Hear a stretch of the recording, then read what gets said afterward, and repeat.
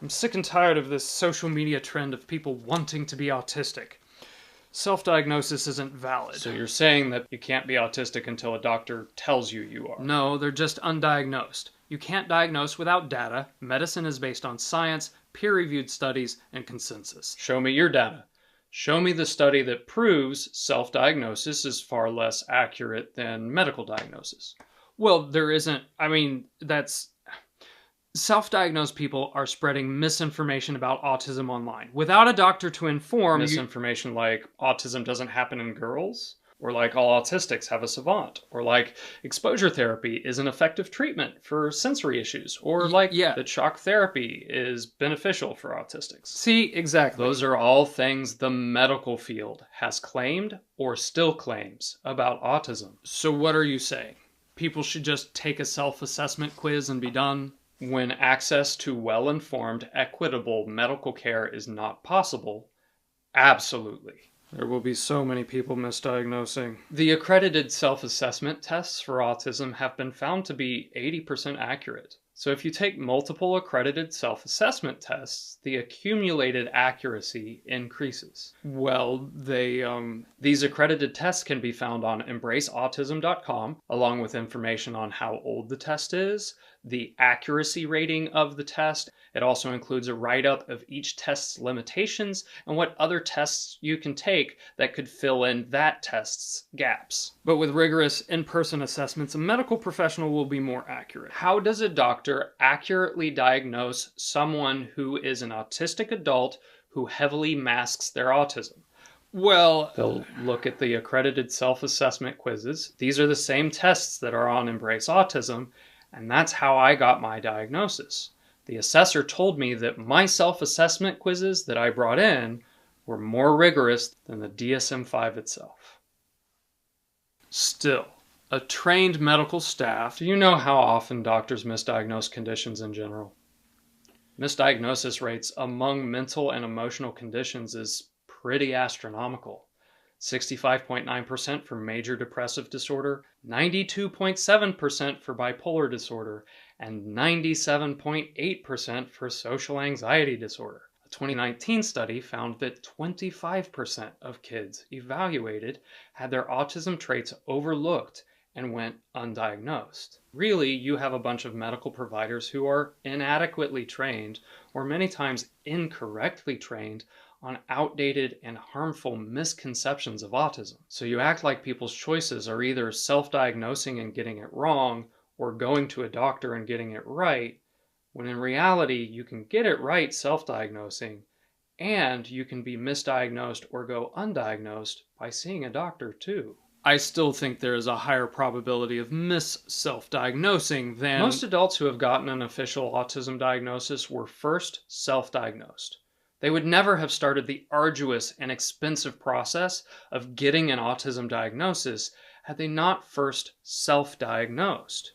You could be treating self-diagnosis as an important step in the diagnosis and treatment process instead of vilifying it. But why not just get the doctor's diagnosis in the first place? Why even bother self-diagnosing? You're not an expert. You know what it takes to get an autism diagnosis? Privilege. Money, sometimes thousands of dollars. Time, oftentimes months, and sometimes years. And the ability to jump through dozens upon dozens of hoops that are designed in such a way that are largely inaccessible to people with autistic traits, ironically.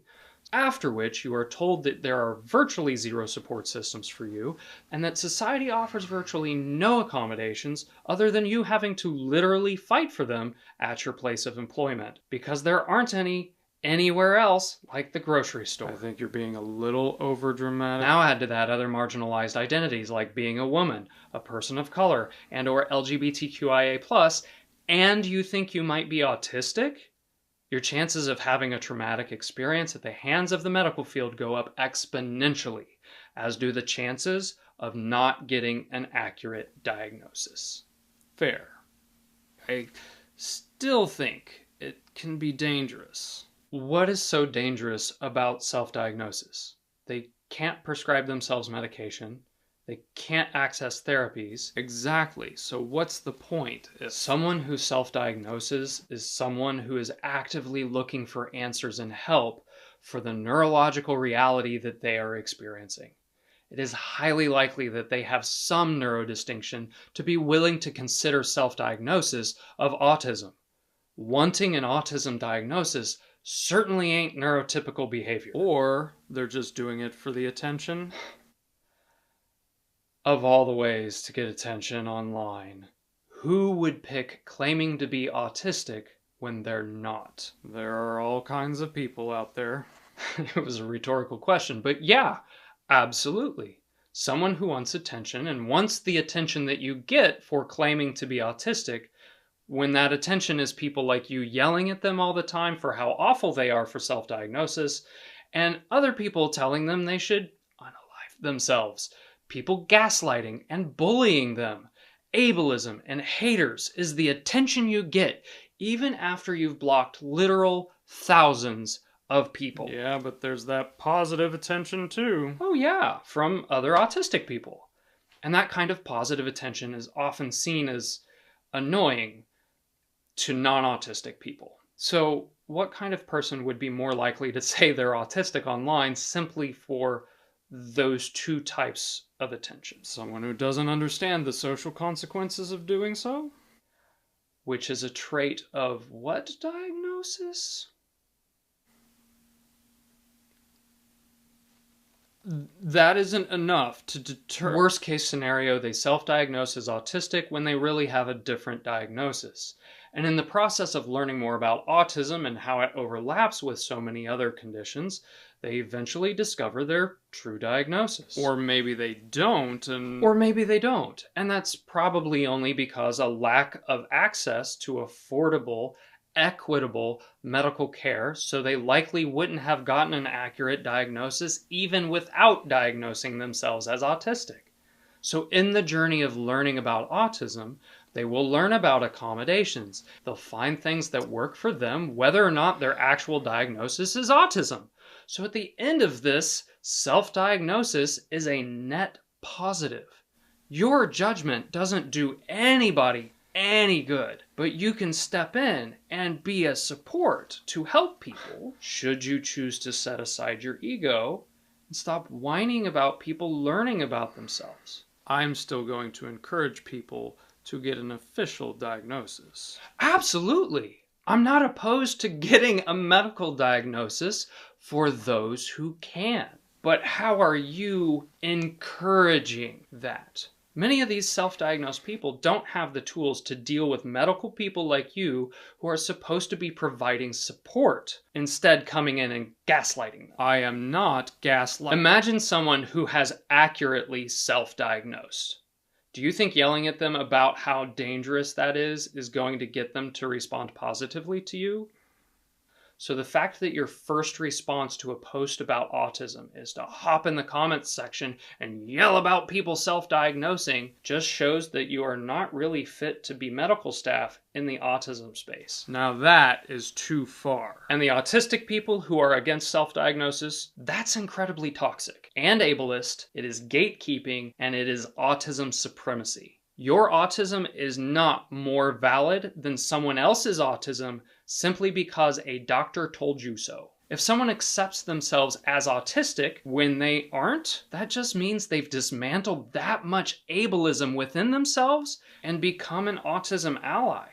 Again, a net positive.